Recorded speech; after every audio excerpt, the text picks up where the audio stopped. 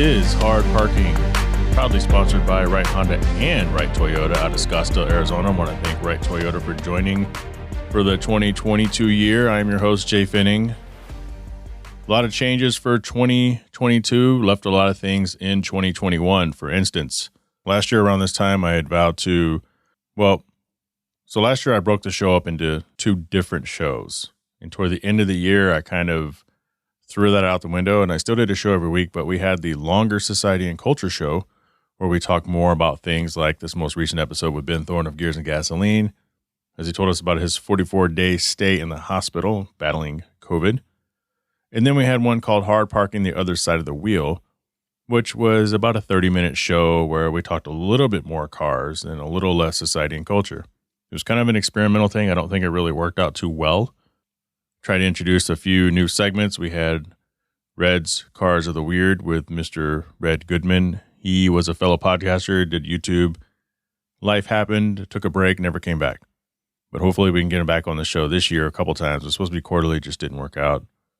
We had a few other segments, Random Thought of the Week, which I sprinkled in, Rental Car of the Week.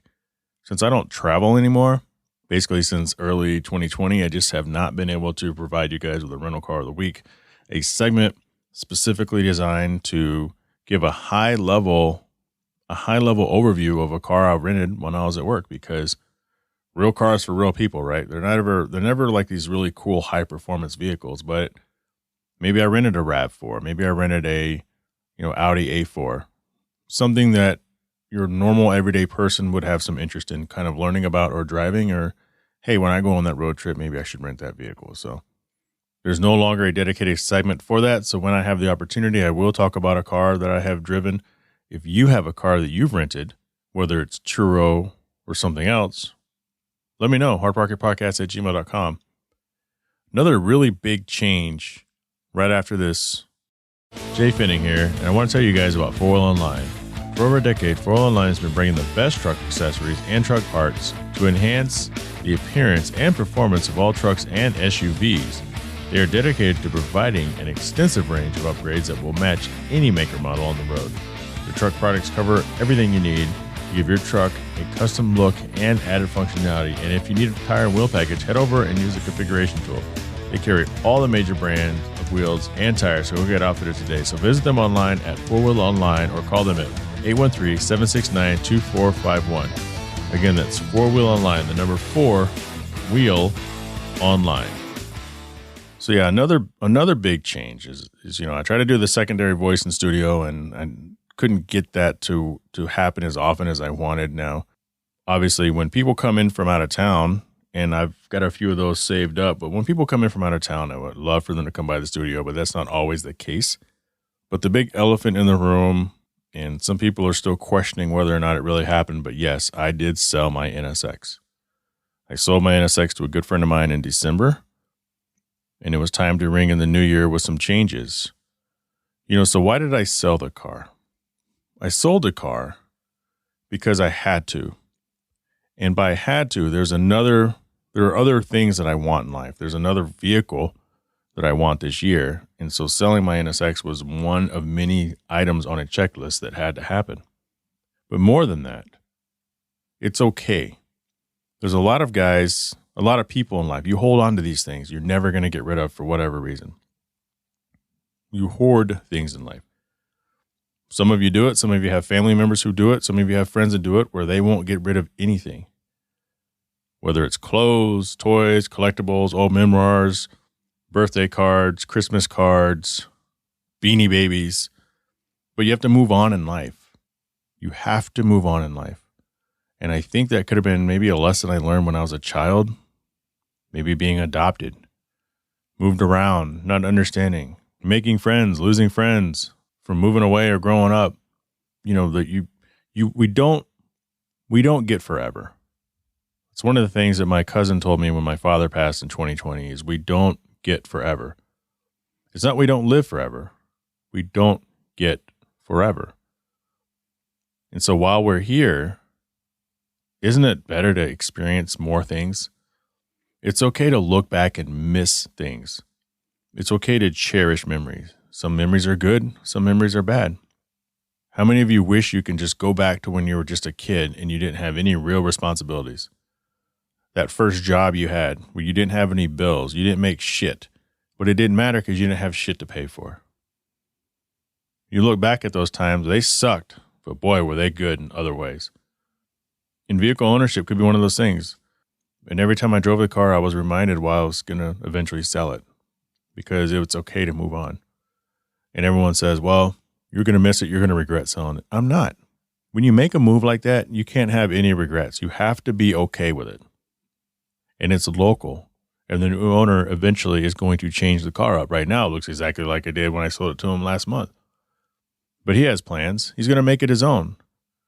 I was done with it. I like to reinvent things. And it got to that point where in order for me to keep loving it, I would have had to reinvent it, and it just would have cost too much money. You know, there's a reason why I really miss traveling. And it's not just for the food that I can eat on my per diem, the hotel points I can rack up, the air miles I can rack up, because all that comes at a price. All that comes at a cost. The cost of being away from your family all the time. Sounds like a good idea until you do it every week. The cost of time. When you commute back and forth every week, you lose a day. The cost of no paid time off because you're a contractor. But the reward is you accrue all these hotel points. You get to experience all these different things, experience different foods, go on a vacation later on with all the points you've accrued through air miles, hotels, car rentals. But that's one of the things is car rentals. I miss driving a different car every week. And it didn't matter the car. I mean, it did. I get to pick my car. Have status. You could pick your car, but it's not like, okay, I either want that R8 or that Ferrari or that Lamborghini or that G-Wagon. No, it was never anything like that. And every once in a while you saw cars that you could rent, but you'd have to pay extra for a day. I'm good. No thanks. But I missed that. And I made a post about moving on, and I had a few people kind of give me their opinions on it. I didn't make a post because I'm not asking you for your opinions. I'm making a post because I'm saying goodbye. But I did say it's hard to be a car person and only had one cool car. And my point of that is I want to experience different things. It's all about experiencing different things. Going back to the rental car, I wanted a different car every week. I wanted to know if that was a car I may eventually want one day or want to rent it again one day or just have the experience of driving something different for a week. And so there's guys who love cars and this is their forever car. I'm never selling this car. I'm keeping this forever. Some of those guys have 3 or 4 cars in their garage and they can afford to do that. With me in life, if you want something, you have to give up something. It's a valuable lesson to teach your children every time they want that new toy. We didn't do it with our kids, but I have friends that do that. And I think it's a valuable lesson to teach. If you want this new toy, you have to pick one of these other toys to donate to someone else so that they can enjoy that toy.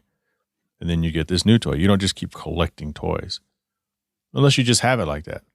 But then I question the merits. I question how much it may mean to you. This was my dream car. I wanted it for 20 years. And when I could finally realistically afford it, I bought one. And I've had it for 9 years and 4 months. And it was time to move on. It's okay to move on in life. In fact, coming up in just a few moments, I'm going to talk to my good friend, Dwayne Johnson. He's not Dwayne The Rock Johnson that my wife's in love with. He's one of my first car friends when I moved away from Texas in 1999 to Grand Rapids, Michigan. And we met through HondaAcura.net or HondaTech.com, the forums. Some of you remember the car forums. So they're still out there, but today everybody lives on like legit social media. Everybody communicates in Facebook groups, Instagram, DMs, PMs, whatever the case.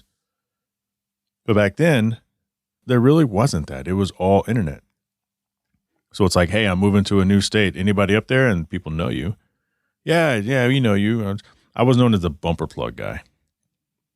So back in the Honda Acura days, I had a hookup with Goodson Acura in Irving, Texas, and they would give me a bag of bumper plugs that came off of the Integras. Texas is a state that requires a front license plate. And so I had all these different colors, and I would say, hey, I got the bumper plugs. Who wants them?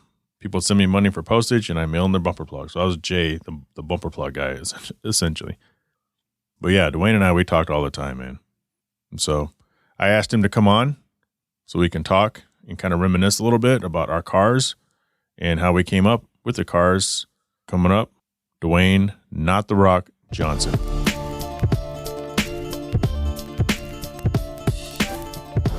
Dwayne Johnson, finally welcome to the Hard Parking Podcast, or Hard Parking the Podcast, as I'm trying to call it. Glad to be on here, man. It's been a long time watching you from afar, perfecting your craft, and really impressive, man. I was a little shook, actually, when you called to get on here. So I was like, man, I don't know, am I going to have to practice in the mirror, or what do I got to do, you know? It's funny, though, because, you know, I'm sure you go through this, but when you hear yourself recorded, I don't do a lot of FaceTiming and stuff like that, but even on Zoom calls now, with everything being virtual. But when you hear your voice played back, it's like, God, do I really sound like that? You know, you get used to it in this biz. In fact, you know what's kind of funny is every time I send a voice message to someone, I play it back to myself immediately. Because you can't, like, when you're texting someone, everyone reads their text back. You're like, oh shit, I didn't mean to say this. And they send like a correction. Like, I didn't mean to say they, I meant there. But when you send a voice message, there's nothing. So you have to listen to it back. And there's times I'm like, oh, I didn't mean to say this. So you just get so used to that shit. But man, you've been rocking. We've known each other for a long time. You were my first car friend when I moved to Michigan in 99. And we met on the internet before it was popular to meet on the internet. Back when it was kind of weird to meet on the internet. Yeah. Back when forums were popping, that was the thing to be on. Car forum, whatever car you had a specific forum, and VTAC.net or IS300.net, all those forums, man, is where all the people hung out, trolls hung out. That was social media before the media portion. That was a car date. I had my black in Integra, and you had a black Accord coupe with white wheels. I look back at that car now, I think, what was I thinking? Like, that had to be the worst car. This is pre-ceramic pro, so I mean, you were out there scrubbing every 2 days to keep that brake dust off. But, man, when it was clean, it looked good. Yeah. We used to dream about cars and shit. And as you know, and as the world knows, and I've sold my NSX, and I'm ready to move on. Whew, man, that brings back memories. I'll never forget when you picked it up. And then you drove through the UP and stopped at our place up north. And I saw it for the first time. I'll be honest with you, we had previous friends that had NSXs, but they didn't look like that. Yeah, it didn't look like that. But man, just to see you look on your face, and you know, I got some photos of when you had all the NSXs in the curio cabinet in the in your living room at your apartment. I remember the first time I went over there, I was thinking, like, man, this guy really loves NSX. It's like one model. Like, I was a car person, so, you know, it's like, oh, yeah, I'll take this. And I like a Ferrari and I like a Lambo. But you were like, no, NSX, that's the one. So, which is cool to see you go through full circle and pick one up. It was inspiring. And, you know, because all those times we were talking about cars, and back when we were driving Hondas and Acuras and entry level Hondas and Acuras. Right. But you know, feeling it, you know, at the time, because it was like, man, this is the level I'm at, and these are the cars we drive, and you know, love them the same. But just to see you kind of get that was like, man, that's a huge inspiration to me in general, because you know, you don't really, back in the day, you didn't really think about that. I mean, we were just starting families and doing all that stuff, and you know, a lot of our friends were like, yeah, I'm going to go out and do this. So I'm going to go pick up a sports car. And it's pretty cool. Remember Roland, though? It's like, remember Yo Monty? And he tried to recruit you in his car club. He did like the Fast and Furious Toretto thing before the movie was even out, right? Like, remember what he said when he tried to recruit you? Oh, yeah, he rolled up on us, man. He rolled up on us and was like, hey, we talked about it. We think you guys should roll with us. We were kind of like, we kind of looked at each other like, where are y'all going? Like, talking about Taco Bell? Or where are we going? But it was like, man, they had their full-fledged crew. Yeah, they had their crew, man. So it was interesting times, man. That movie changed a lot, just in how the perception of people hanging out with cars and as it being a social group, vehicle status and stuff like that. Yeah, because I think we were probably just chilling in a parking lot, and they did in the movie they would have rolled up on a bunch of crotch rockets and surrounded us, but then they roll up 7 or 8 cars deep, and he gets out basically like Toretto opens up his arms, and we want you to be part of our family. And we're like, where are we going? Nowhere. Right. We're just going to cruise up and down 28th Street. We're like, huh? Yeah. Wow. We did it for a while, and then they would get annoyed because we didn't have our radios turned on at the right time, or we would turn left when they turned right. And we wouldn't run red lights to stay in the group. So we were always kind of doing our own thing, which was always cool to me. Yeah, life was just different then. But you were the first one. We talked about cars we wanted to get, and you got your car first, and this is in 2012. Yeah, so I was looking for a 911, an older one, like a 70s, 80s, and I was on the internet and jumped on reminisce, which is a Porsche forum, and was asking some people and looking at cars that were for sale, and someone shot me a private message and said, hey, I got a guy that's selling a car. He's not on the internet. He's a really good guy. You really ought to take a look at his car. Of course, I'm a little bit skeptical, somebody hitting me up. So yeah, sure. He sent me a bunch of pictures, and it was a 1996 993 before they became the ultimate air-cooled, blah, blah, blah, collector, blah, blah, blah. Yeah, and you glitched. That's a 993 Carrera 2, right?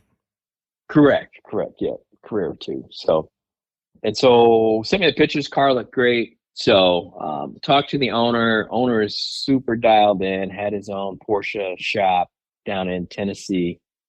And so I flew down and drove it back. Met the owner and the 2 guys that helped broker the deal. Super nice. Still friends with them now on Instagram. And matter of fact, a friend of mine bought another one of this guy's cars out of the blue, just randomly off PC car auction site, whatever the online PC car market. And so it happened to be owned by this guy. And he's like, hey, isn't this the guy you bought your car from? I was like, yeah. So I gave him a call and we talked, and he asked about the car, and I still have it and still runs great. He just was meticulous. So I bought the car from the right person, very meticulous owner, and made sure I had everything dialed in before I picked it up and drove it back to Grand Rapids, about 8 hours. You're going to keep that thing forever? Because you're always kind of romanticizing about moving on. This is kind of the thing with that car is it's well sorted, and it's been going up in value, which was a surprise. I never bought it thinking that. Like I said, I bought it before there was any air-cooled bubble or anything like that. But every year, especially around this time, so it's Michigan, there's 12 inches of snow outside. It's sitting in a nice warm shop, which I go visit and hang out with it whenever I want to. But I always think about getting something else right around this time. And then as soon as spring hits and I do that first drive, it's like, what was I thinking? I can't sell this. So every year it's always, maybe I'll get a newer one or a GT3, but I'm really not much of a fast drive person. Like I don't want to go to the track and have track days and all that stuff. I just want to go out, and this car fits the bill perfect. It's not terribly fast, but it is agile. It's great on the back roads. 60 miles an hour on a 45 mile an hour road feels like you're at Le Mans. So it's a great car for doing exactly what I love to do, which is get away driving, go for an hour and a half, 2 hours, and then kind of come right back. So, getting into a newer car, I'm afraid it would turn into more of a daily driver, and I'd be trying to drive it to work. And I think that would kind of take away some of the specialness of having a car that's like a weekend car or a cars and coffee car, at least for me. Yeah, but I mean, your C2, it's not just like a run of the mill OEM C2. Like the previous owner, that thing was, you bought it, it was ready for the track. It had the rough wheels on it and the stance. It had the racing seat that you got rid of. It was track ready, track prepped. Yeah, and there's actually YouTube videos of the guy driving it on the track, and it's very formidable on the track. It's got coilover suspension, and like I said, it's got RS uprights and things that only nerdy air-cooled people that own 993 know about. But it's still very comfortable on the road. But yeah, somebody that would buy that car for me would easily be able to take it to the track and drive it. As the value went up, I just saw myself less and less trying to wrap it around it. And, I'll take it out and slide off a track somewhere in it. And again, I'm just not that guy that likes to race real fast like that on a track. Well, I mean, we've zipped around those streets quite a bit for the last 2.5 years I lived there, and we still got the photos, man, posted up in front of Long John Silver's. I got a new Long John Silver's guy here, my boy Will, so we go fishing every once in a while. But it all started with you. Yeah, man, that photo is classic. I'll never forget the guy that pulled up on the scooter. There's a brother taking photos. Yeah. A brother, older brother, right? Pulled up on a scooter and Honda Helix, he came out of the past or something on a Helix. It's like, man, I see who got all the money now, and then he just drove off. I remember that was like the perfect ending to you getting ready to move out and drive your car out west and everything as you're moving to Arizona. So well, it's so funny because you have an older brother looking at two younger cats. I mean, we aren't super young. We're already in our 30s, but it's not like we were in front of Mastro City Hall. We were in the parking lot of Long John Silver's. There's levels to this shit, I guess, right? Yes. Yeah, exactly.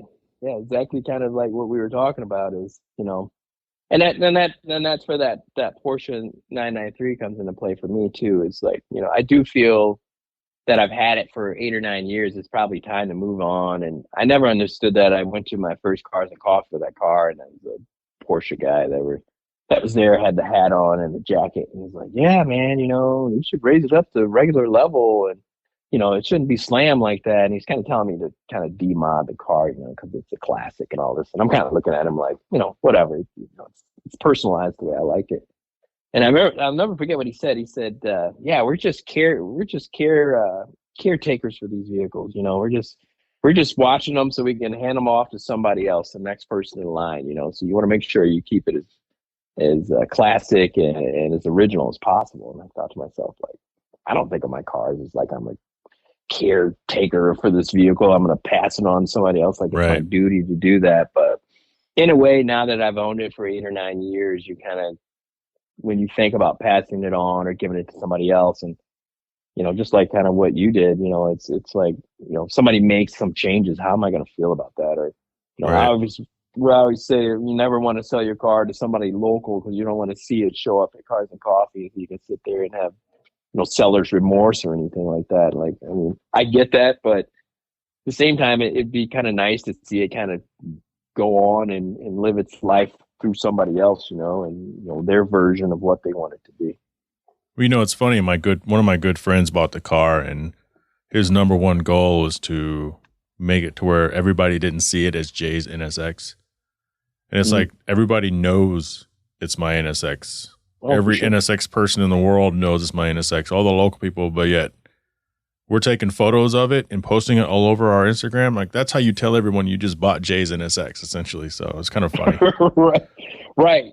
So now everybody's going to kind of watch the transformation and turn it in, depersonalizing it, And then, it'll always be, to me, it'll always be your car. I'll know no matter what happens to it. Like that was the original car that came back and you're always tinkering with and putting stuff on and ripping the interior out. And I come over to go for a drive and both seats are out and dash wires are all everywhere. And I'm thinking, my God, he's never going to be able to put this back together. But what's funny is I didn't want to touch that car for a long time. I was terrified that I would mess something up. And then I forgot who I was working with or what I was doing. But at some point I was like, you know what? I can do this. And I just freaking went full on it. Yeah. Yeah. And I remember that. I remember when you did the SEMA and you went out there, and I remember looking in the dash and seeing the fighter pilot stuff. And I'm like, oh, that actually works. Like the lights come on and the toggle switches actually do stuff. And I'm like, man, I thought you just kind of stuck some stuff on, but you actually took the time to go in and get things to light up and look properly. But that's just the type of person you are. So I wouldn't expect anything less than that. But most people wouldn't put that level of detail into it, even down to the 3D printed parts. And the sides and stuff. So yeah, I put my buddy Danny on electronics detail. So he went home and he freaking soldered each one of those things where we wanted them, and he hooked me up with a water jet person. So they stamped out everything, and then I had my buddy Bill up there in Detroit. He did some of the shit for it, and it's just, you know, you got to do it, man. And if I would have done it again, it would have been 10 times crazier. But I was like, been there, done that. So what made you feel like this was the kind of time? Was there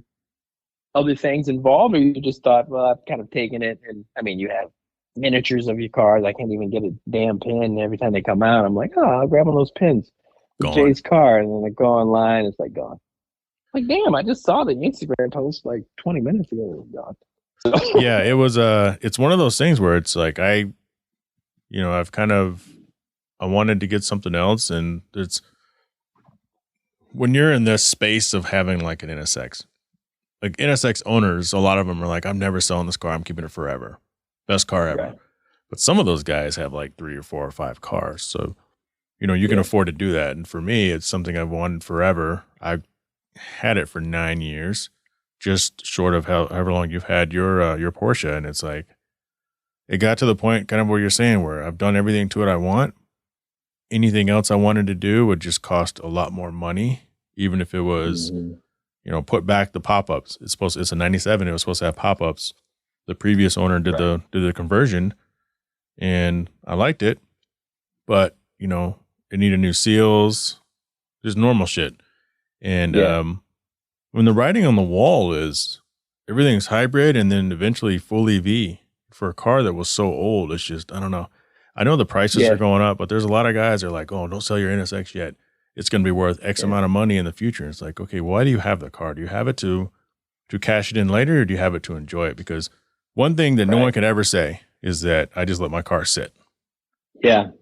And that's funny that when you look back on it, when we both bought our cars within 3 months of each other. Right. Who would have thought that, you know, we looked at it, and I'm sure the other people in our family looked at it like, oh my God, you spent that much money for this old car.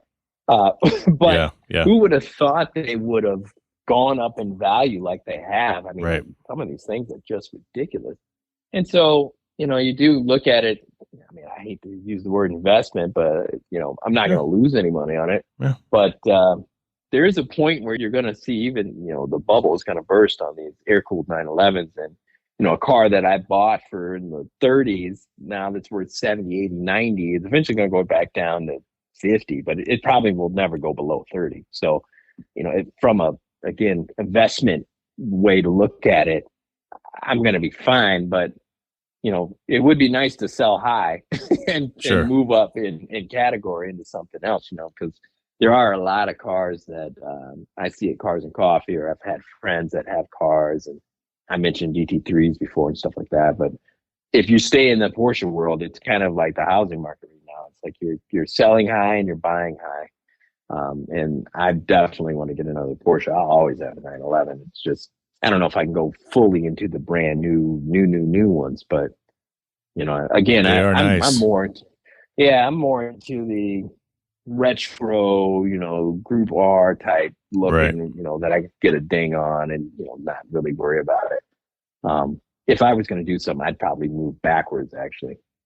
And, you know, those cars being smaller too, you know, I'm 6'3", so I mean, you 2-3 hours is max. I mean, you're not driving across I'm not driving across the country in it or anything like that. But did you get like a 964 or something?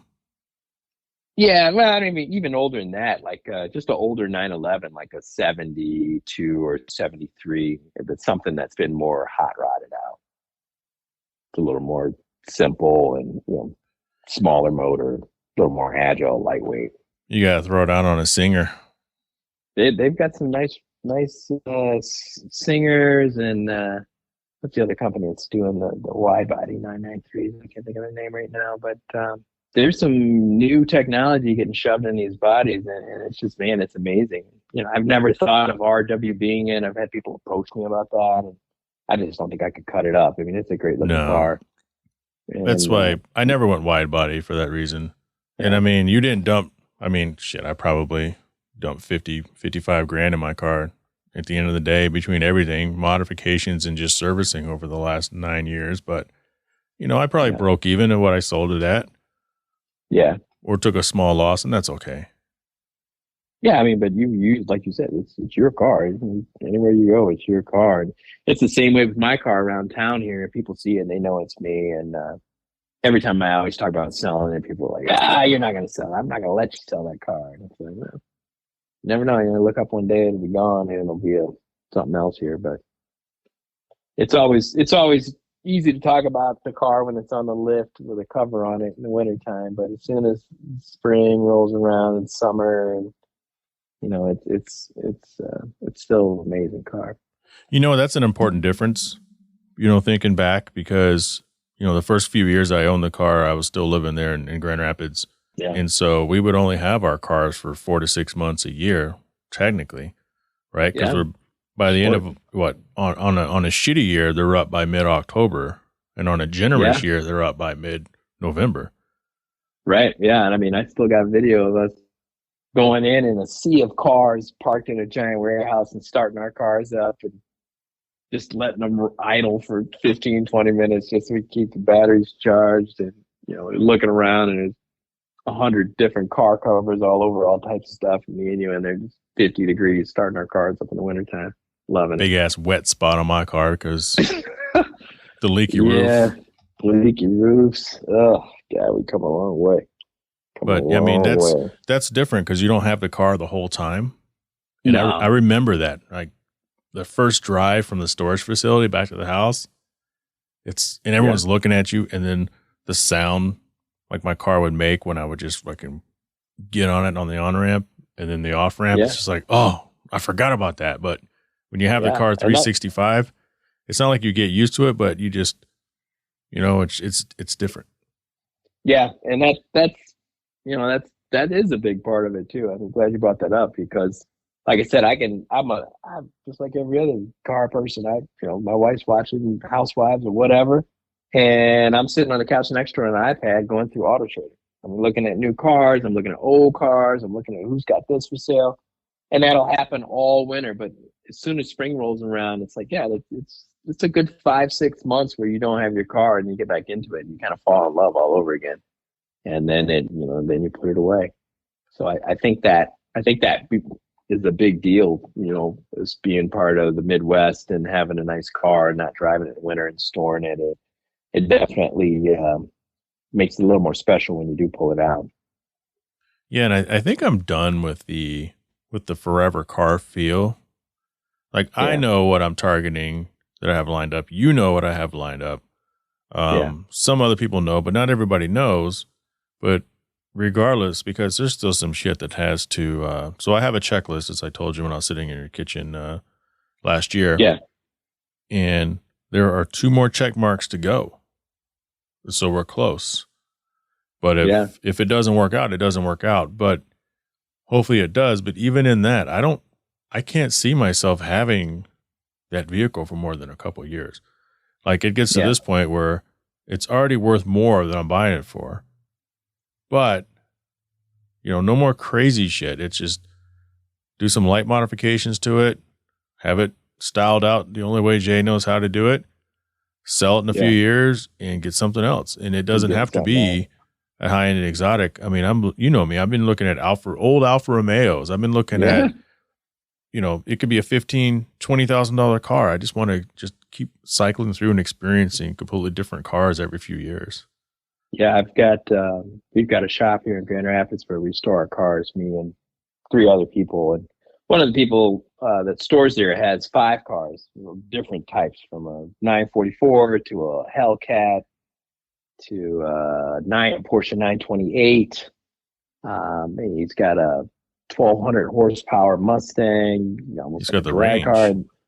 And then he's got a new Corvette. But he drives all of them, and he puts a little bit of miles every year on all of them. But it's such a huge range that he can kind of go in and pick kind of like, we're going to do a little canyon carving or whatever, or go through run through the woods up north or something. I'm going to take this car. Or if, hey, I got my kids with me, we're going to take this car. We're going to, do this. And so it's kind of nice to be able to choose. My car is pretty static as far as what you can do with it. Right. My wife will last 2 hours in it max before she's ready to get out. So it's great for what it does, but I'm not taking that somewhere for the weekend. I'm not driving it to, mid Ohio or anything for the weekend. So some people would do it, but it's just not comfortable enough for me. So it would be nice to have something else in addition to what I have now, as like you said, it's something that's just a different feel. Like it could be a 500 SEL or something, right? Old wide body Benz or E500 or something like that. Something that's just different enough to where it's like, oh, it's a different mood when I want to take it somewhere. Maybe it accommodates more people, but it's still fun to drive, and it's still exciting. So I've already started tinkering with this next model in Photoshop, and I'm sure I'll send you a photo of what I've been playing around with, just light stuff. Yep. And it's just like every time I look at it, I need to smile like, holy shit, that could potentially be mine. Yeah, mine soon. That's a great feeling. I have a couple of Porsches. I have a Cayenne that's lifted. I've had that for like a year and a half. So before now, I've seen it dope everywhere. I want to do that to my Infiniti, but Yvette won't let me. That's the difference. Like Sarah I don't know, she pushes back sometimes with you, but it's like, look, this is on my drug money fund over here. Right, exactly. My side hustle. You can't say shit about it. Hustle. Right. But I would love to do something like that to the Infiniti, man.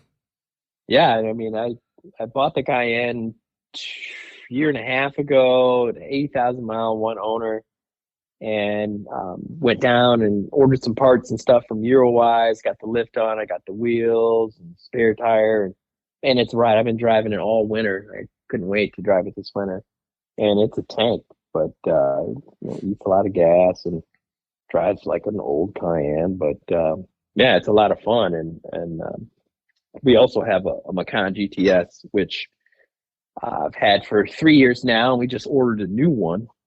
So that's Sarah's car, right? No, that's mine. That's my daily. What is Sarah? She's got a SQ5. Oh, that's right. That's right. She's got the Audi SQ5. So we were either going to replace that. We looked at an RS6, but that's like my ultimate dream car. I was going to get an RS6, but the prices, I thought, well, I'll sleep on them a little bit when they first came out because everybody was trying to flip them real fast. And then had a couple of people approach me that had them, that wanted 10 or 15 grand over MSRP. And I thought, I can just wait it out and buy a certified used one. But now I see the prices have gone up even more. So it's the market. Yeah. So I'll get one eventually. It might have 80,000 miles on it, but I don't care. Sure. Want to get into some car news? Yeah, let's do it. So Tesla recently announced recall of 475,000 vehicles. I didn't really look it up. Guessing you probably did for safety and recall issues. Yeah, I saw that the Model S, they're having an issue with the Model trunk. 3. Yeah, the Model 3 had a camera issue, and then there was some Model S's that had the trunk release that would let go randomly. So it'd be terrible to be driving and have your hood pop up in the front of you. Oh, that's right. It said frunk. Yeah, the front. Yeah, front latch. Front. My brother did that. I'll never forget that. My brother changed the oil in his car and went to shut the hood and had the oil can still in there. And took off down the road, and that hood popped up. Man, it scared the crap. It was like somebody threw a blanket over the car, smashed the windshield. Nightmare. I can just imagine that shit. It's like, what do you do? I mean, that shit happens on the freeway. You're like, fuck. You know what you do? You do that move where you kind of squat down and look at that little, look at that little sunrise slit in the middle of the fucking dashboard. Yeah, and just pray to God that your hood doesn't come flying off and kill somebody. But yeah, believe it or not, I've seen that happen.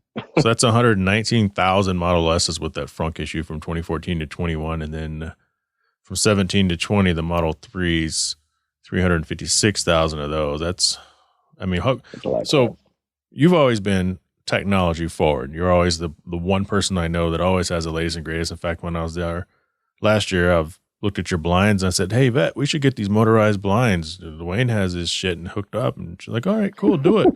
We haven't done it yet, but why don't you guys have a Tesla? And is it a regional thing? Because they're everywhere down here. We did look hard. before we bought the Macan, I looked at a Model 3 Performance, and I tried. Well, the range anxiety is a real thing. So I did have a bad experience out in Vegas. I did Turo. When we were out at SEMA, I had, when I was with you actually, and I rented a car on Turo, and it was a little BMW i3 with a little squad. And I thought, oh, this is cool. I'll take this for the day. And went to meet some friends out in the desert, and that little thing got on the highway, and it went from 50-mile range down to like 20 in 10 seconds when the wind hit it. And I thought, oh my God, I'm going to get stuck out here on the highways. I turned around in the median, had to drive back. I ended up plugging it in at the Las Vegas Speedway in the parking lot on like a Tuesday for like an hour just to get enough charge to get back to a mall. It was the worst thing ever. Like, it just, terrible experience. Like, all I did was charge the car all day. So yeah, we looked at a Model 3. And by the time I priced it out, of course, I can't just have a base model. It was in the 60s, and I was trying to justify it with my wife because here in Michigan, the Myers grocery stores have Tesla superchargers in the parking lot. Oh, nice. Yeah, so all the Myers have at least one or two there, and there's not that many Teslas here, which is great because that means that you're not waiting. And you look at some of the things in California, people are waiting in line to charge their cars and all that. Yep. And it really came down to trying to put the infrastructure in my house. The 240. To charge the car. Is it 220? 220, 3-phase or something like that. Yeah, it's like a dryer plug. Because if you don't do that, then like overnight, it only charges like 15% or something. Yeah, so I didn't realize that. So if you plug it into a regular 120 outlet, I think you get like 3 to 4 miles per hour. So charge for 8 hours, that's 24 miles.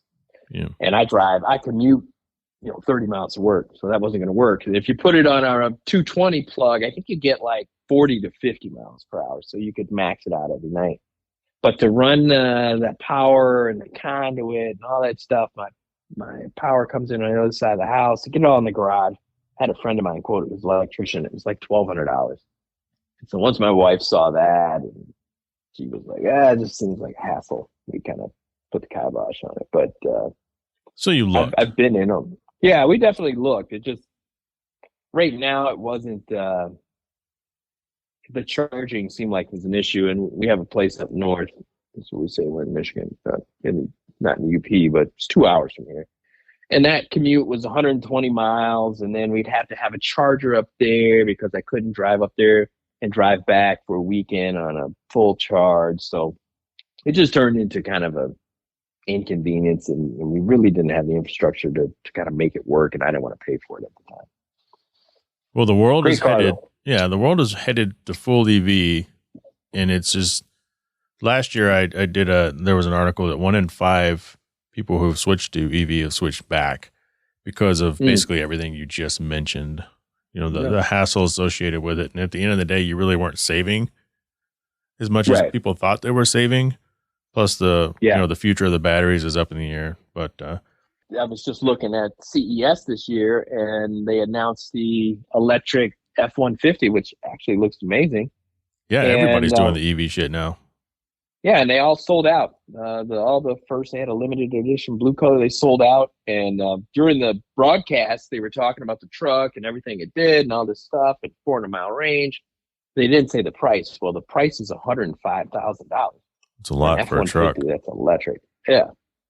But they supposedly sold out. So I don't know where these people are going to charge these things, because at least Tesla has, a plan in place to a certain degree. But they got to really step up their infrastructure to be able to charge all these vehicles, or they're going to do like I did and have to pay to get stuff in your house. There has to be standardization in order for all this to work. Yeah. There has to be standardization. They need to have these gas stations that are not only quick charge, but where you can probably swap out your fuel cell. Like they're going to have like one of 8 different types of batteries. Every AutoZone is going to have some sort of a swap out. But we also have this. We had this thing out here in Arizona a few days ago. Autonomous truck company Too Simple logs its first no human road test in Arizona. So they had a truck drive looks like maybe from Tucson to Phoenix. And apparently they have 70 autonomous trucks globally. This thing drove on its own. It looks like a regular rig, actually. It looked like a Johnny Cab. What was this looks. It doesn't look. It doesn't. What's that one that drives around, looks funny, and it has like the big globe on it, and it's like it's either giving people rides or it's mapping the road. It doesn't look like that. Yeah, it looks like a normal car. Yeah, I noticed that we have a couple in town here that just do short routes, and it's autonomous, but there's this person sitting up front, doodling on a piece of paper or whatever, but they're not doing anything, and they're using it for a free taxi to kind of show proof of concept. But you can see it a mile away. It's something weird about it because it looks like it can't take a hit from a Yugo. It looks dumb. Yeah, but we have. So I mean, shit, and we have another EV company out here in Maricopa, and I don't remember what it's called, but what do you think of the other EVs coming out, like the Rivian truck, and then what's the nice car that Lucid. Out that everybody Lucid Air, yeah. Lucid is here. That's who it is. Lucid is the one down in Maricopa. But what do I think about the Rivian? And I mean, I don't have a problem with it. Again, that's going back to me selling my car. It's like the writing's on the wall. That's the way the world is going. And going back to the Ford F-150, is that the Lightning? Like the Ford Lightning? Is that what it is? Because I know I think the Lightning's full EV. Ford, I want to say a year ago, we'd mentioned on the show that they had just several billion or $1 trillion purchased to do a full EV grid. And at the time, the announcement was funny because Ford it didn't announce any EV vehicles. So then it's all kind of making sense. Yeah, they're bringing the infrastructure with it. Yep, they're bringing the infrastructure with it. That's smart. I mean, you have to, because I mean they're. I was watching the CES thing today, and they're talking about, by 2023, 90% of their vehicles are going to be, EVs and all this other stuff. And I thought, wow, that's not that far away. It's just all of a sudden abandoned gas cars. So it's going to be an interesting time. I'll still be dumping dirty fuel in my 911 and enjoying my weekend runs hopefully into the future. But maybe there'll be an electric car in the garage too. Yeah, I think that, and they've already started doing it. Where the electric crate motors. Yeah, that's a big thing now too. What do you think about the hybrid cars? All the supercars going hybrid now. I mean, it's hard to beat the tech that's getting put in some of these. Yeah. I think that people push back unless you're the 1% of the 1%ers. Then you don't care. You want to buy the latest and greatest. And it's like the Porsche, was it Taycan? Yeah. Like that thing, everybody I know that test drove one of those and had a Tesla got rid of their Tesla for one of those. So whatever Porsche is doing, they're finally doing it the right way. And controversial take, I know that Elon Musk may have had a McLaren F1 that he wrecked, but that doesn't make him a car person. And so I see Teslas as transportation, but they're not designed by car people.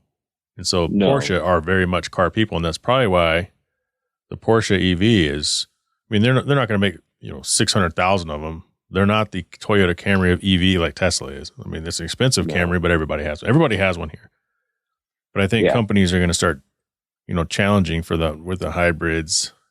I mean, I don't know a lot of people who own these, but if I did, I doubt I would hear someone complaining that the LaFerrari just isn't it. Right. You get to a certain point and it's like, this is it. Now, I know a guy who bought a 918 when they came out and he couldn't wait to get rid of it. And he loved his 458 and he said it was so much better of a car. But I don't know if it had to do with the tech or just the car. I don't know. Maybe it didn't feel like anything. Yeah. And I from a Porsche perspective too, I've been in new GT3s and GT3 RSs and stuff, and they're driver centric cars. So if you don't push them to the limit, or they're okay basic cars. But a Ferrari, a friend of ours bought a Ferrari Lusso, and but for driving that, and that thing was amazing. But it's completely night and day different in German and Italian cars. So I could see how somebody, if they're leaning towards Ferrari, they're not feeling Porsche because it's just a different vibe. And this guy races cars too, so it's like he's looking for that certain feel. And if the car doesn't have it, it doesn't have it. But yeah. Speaking of CES, speaking of the future, speaking of electronics, the news this week is this BMW iX Flow concept with its color changing panels. And it's have you seen this thing? Actually, it popped up on my news feed yesterday, and I saw a couple YouTube videos of it. It's e-ink. So from a inexpensive tablet, that e-ink e-paper. Yeah. And so that's why it's going black and white. But it's pretty cool that they got it dialed in. I mean, I've seen some videos where they were up close and they can actually put patterns and stuff on it. I'm surprised they didn't put a BMW logo on it. But good call. Yeah, I mean, you could write whatever you want on it, but it's pretty interesting. I mean, it's a great concept. Who knows what that costs, but man, would that be great? Well, on CNN, it says, I think it was just show and tell. It says BMW has not announced any plans to bring this sort of technology to a production vehicle. Besides just kind of cool, the sustainability. I mean, BMW is already known for their shitty electronics. I don't want to be stuck on the side of the road with a color changing car. Right. But just I think the front of it's gray and the back's black or something. Yeah, the vehicle itself, that's a hideous looking vehicle. Man, I'll tell you what, anytime I looked at a new car, I always give BMW a chance. I looked at M5, I looked at the X6 M's, I looked at all types of stuff. And I always get something else. And I don't know why. It might be the dealership here in town just turns me off, but for some reason, for the price and just the headache, I just never ended up with one. And then they changed to those new grills that just look awful. It just reminds me of Angry Birds or something. Like every time I see one of those cars, I just hear that. It just drives me nuts. Actually, speaking of Angry Birds, the Ford GT back looks like the Angry Birds pig, and I love that car. I fucking love that car, but it does get the lights and everything. Between the lights and the back, it looks just like one you'll never unsee it. What I can say is, I mean, the BMWs, like the late 2000s versions, like the 2017, 16, 15, those are sick. Yeah, I love the way those look. They had it dialed in for a while, and then kind of like Audi too. Audi had it dialed in for a while, and then they went real geometric, and everybody was kind of like, what? And then now they kind of slowly pulling it back. But they with the new kidney grills, man, those are big kidneys. I've always said every manufacturer seems to have 5 to 8 years on top of the hill before somebody else overtakes them. Yeah, and I think Audi's reign really was back when I was going to school, so like 2007, 2008 to 2014, maybe. Yeah. BMW was good, then they were shit, and they're good, and now they're shit, right? And then Hyundai has come up. Yeah, Hyundai's coming up now, and Mercedes had a run too. Mercedes had some hot cars. They did come out for a while there. Getting back to being ultra smooth and futuristic, but Lexus was hot, then they weren't, and now I think Lexus is getting back into kind of being hot. Slowly getting rid of that massive grille. Somebody they've just been slowly making it smaller and smaller over the years, and now it's getting back to the point where it looks a little bit reasonable. Yeah. Well, that is a car news section. Mr. Johnson, thank you for being part of the show today. Yeah, I appreciate you having me, man. I've been a big fan and looking forward to seeing what's new on the horizon for you. I know it's bittersweet to see your car live on in Instagram land, but you can always visit it whenever you need to since it's local. What's funny is this person also bought. He recently. So I did the video of the F12, the yellow one. Mm-hmm. He sold that and he bought a yellow 488. So I have to go over there and basically do the same video. Yeah, that's pretty sweet. I saw the the F12. Yeah, that I don't know how that person just dials it back like that after that. I mean, that's an apex car. Well, he felt that it was an old man's car. And it's definitely it's a mature exotic, which I'm all about that. I'm all about the mature exotic. I don't need the YouTuber McLaren loud. or, the Aventador, which that's what he wants. He wants an Aventador. But, the F12, the way he had it with those wheels and tires and that stance, for a split second, I thought about buying it. Yeah. It'd be interesting to see his take on Aventador. I've been in one. A good friend of mine had one for a couple years, and I rode in it twice, and it's some awkward angles in that car, but amazing car, but just not my take. All right, man. We'll get you on for a future Q&A segment this year. All right, man. Yeah, anytime, man. I appreciate it. Congrats on the podcast blowing up, and like I said, I look forward to seeing what you're going to do next.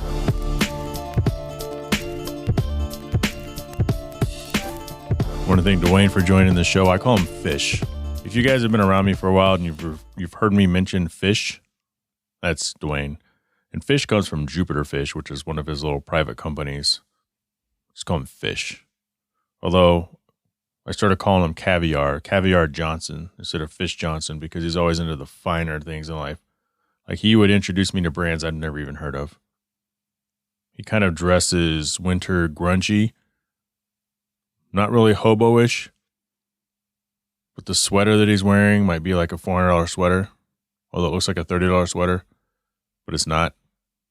Caviar Johnson. He and we have the same dog, so you always hear Izzy at the end of my podcast, and he has a dog named Lucy.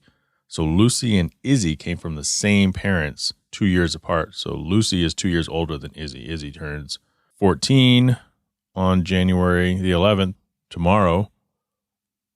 You guys have seen Izzy. But Lucy having some health issues as well. But yeah, that was always kind of the connection. Dwayne got his dog first. I started asking him questions about Lucy, a little hyperallergenic Yorkie poo. We bought Izzy 2 years later. Dwayne bought his Porsche. I bought my NSX a couple months later. We were just tight like that. We are tight like that. Coming up on the next episode, we're going to talk about Colin Kaepernick's Netflix series In Black and White. That is the society and culture portion of this podcast. If there's time, a little bit of cars. If you like what you heard today, please subscribe to the podcast or go tell a friend. Come back next week. As I said, show's going to be something different. Want to thank Right Honda and Right Toyota at Scottsdale, Arizona, 4-Wheel Online and Cell Shop Wireless Services.